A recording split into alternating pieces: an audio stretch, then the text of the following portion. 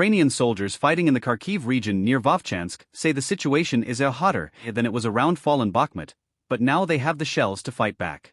It's 24/7, their infantry keeps coming, we keep fighting their attacks. At least we are trying to.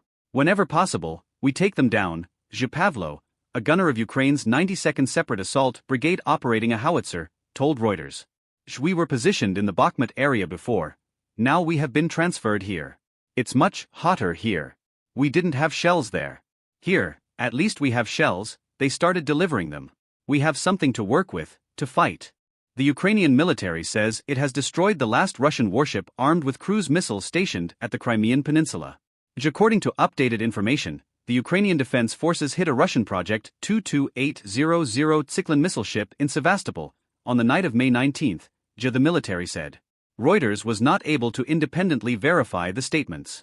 There was no immediate comment from the Russian side. Russia's defense ministry on Sunday said Ukrainian forces had attacked Crimea with ATACMS missiles. Russian drones struck energy sites early on Wednesday and knocked out power to some parts of Ukraine's northern Sumy region, regional officials said. The Sumy regional authority said the drones hit targets in the cities of Shostka and Konotop, northeast of Kiev and near the Russian border. Emergency services were working to restore electricity. Officials have warned of a possible Russian push into Sumy.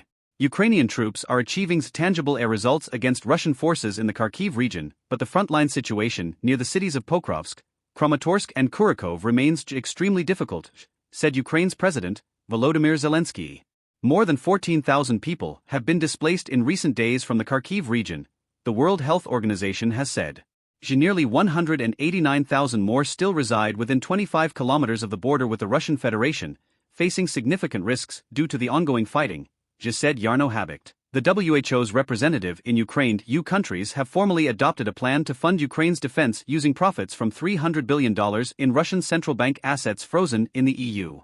Under the agreement, 90% of the proceeds will go into an EU-run fund for military aid for Ukraine against Russia's invasion, with the other 10% going to support the Ukrainians in other ways. The EU expects the assets to yield about €15 billion to €20 billion in profits by 2027. Ukraine is expected to receive the first tranche in July, EU diplomats have said. Ukraine's foreign minister, Dmytro Kuleba, thanked the EU for the decision but reiterated Ukraine's goal of seizing the assets themselves, not just the interest. The U.S. Treasury Secretary, Janet Yellen, is meanwhile pushing fellow G7 nations this week to agree a plan to use Russian assets frozen abroad to back a larger loan to help Ukraine. Yellen has said it could be worth up to $50 billion to Ukraine.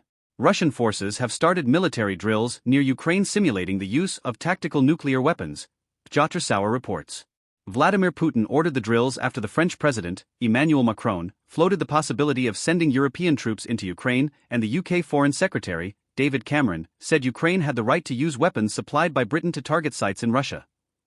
The former commander of Russia's 58th Army, Ivan Popov, was arrested on suspicion of large-scale fraud, state-run TASS news agency reported. Popov, military call sign Spartacus, commanded Russian units in southern Ukraine. He criticized his superiors about the deaths of Russian soldiers. More than 3,000 Ukrainian inmates have applied to join the military under a new law. We predicted this before the adoption of this law, said Alina Vysotska, Deputy Minister of Justice, adding that more had expressed interest and 20,000 had been identified as eligible. Only prisoners with less than 3 years to serve can apply. Prisoners not eligible include those found guilty of sexual violence, killing 2 or more people, serious corruption, and former high-ranking officials. Tens of thousands of Russians who fled to Turkey after Moscow's invasion of Ukraine have moved on to other countries, squeezed by residency issues and soaring costs, Reuters has reported. This month, the number of Russians with Turkish resident permits fell to 96,000, down by more than a third from 154,000 at the end of 2022, official data showed. Many who left Turkey headed to Serbia and Montenegro, Reuters said.